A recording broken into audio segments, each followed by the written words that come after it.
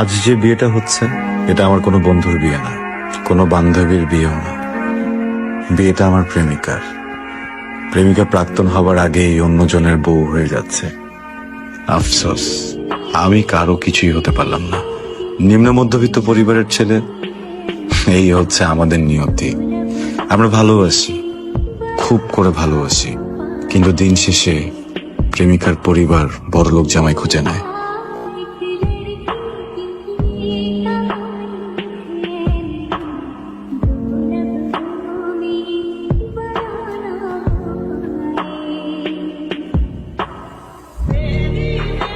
কি রেখা?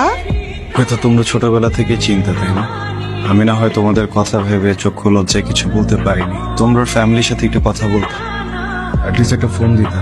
এখন এসব বলে লাভ কি? মেয়েটার তো বিয়ে হয়ে গেছে, যা হওয়ার তো হয়েছে। না মা, যা হওয়ার তা হয় নাই। একটা জিনিস শুরু হয়েছে, বুঝছো? গতকাল রাত থেকে আমার ভিতরে না জ্বালা পোড়া শুরু হয়েছে। এটা তো শেষ হচ্ছে না, কিভাবে শেষ করবো বলো তুমি আমাকে? কোনো আয় রোজগার নেই, কোনো উপার্জন নাই, চাকরি বাকরি নেই, তার পক্ষে কথা মানায় না। তার উচিত চুপচাপ ঘরে বসে থাকা। সে কালকে কি খাবে, আদৌ খেতে পাবে কিনা, সমস্ত চিন্তা ভাবনা করো। আল্লাহ যে তাকে বিনা কর্মে একটা জীবন দিয়েছে, সেজন্য আল্লাহর কাছে শুকরিয়া আদায় করে।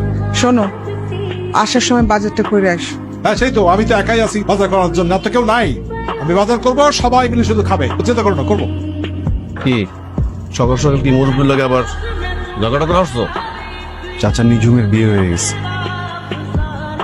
এর লেগে মনে হয় ঘরে অশান্তি চলতে আছে না? আচ্ছা, আমার একটা কথা বলো তো, কেউ কি আমার ঘরের ভিতরে সে চাকরি দিয়ে যাবে? আমি যদি কোনো অফিসে যে বলি যে আমার ফ্যামিলিতে অনেক বাজে অবস্থা চলতেছে, তারা কি আমার ঘরে টাকা দিয়ে যাবে? আমি তো আমার মতো করে প্রত্যেকটা জায়গায় সিভি ড্রপ করতেছি, আমি চেষ্টা করতেছি, আমি কথা বলতেছি, যোগাযোগ করতেছি, কেউ তো চাকরি দিচ্ছে না, কেউ ফোন দিচ্ছে না, আমি কি করবো? চাকরির বাজার তো কেমন এটা তো তুমিও জানো, আমিও জানি। চাকরির বাজার তো ভালো না।